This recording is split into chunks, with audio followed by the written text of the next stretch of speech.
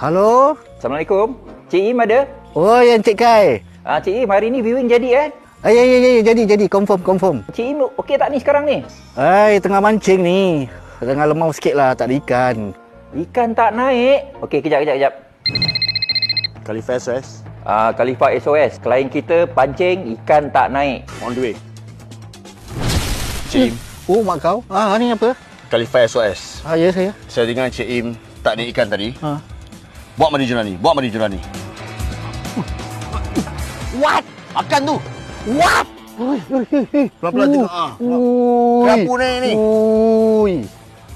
Dahsyat lah. Terima kasih Cik Im. Nanti Mantela. jangan lupa pergi view rumah ya. Okey. Okey, baik. Boleh.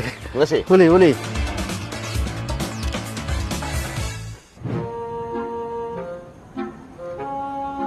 Assalamualaikum.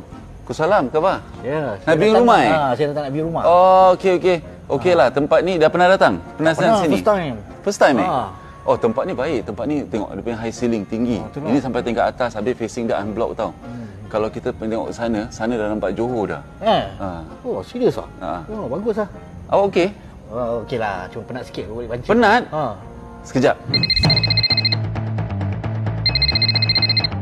Hello? Khalifa SOS?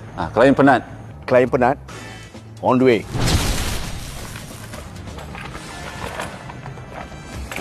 Duduk. Relax.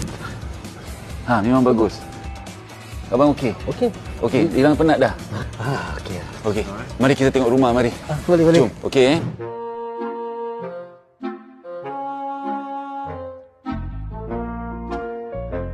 Ada 5 bilik ni baik ni. Nampak kot. Boleh apa tak boleh ni. Ni dah makan belum? Oh, belum. Nanti lah. Balik nanti boleh makan lah. Belum makan? Nanti. Kejap.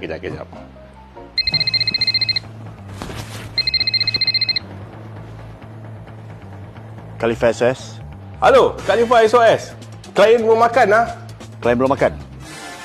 On the way.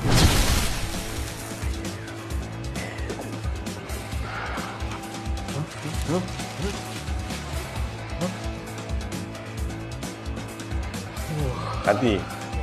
Main dia. Tengok rumah tu. Mana? Nampak tu. Ini rumah cantik. Rumah sudah bikin. Kita kasih settle.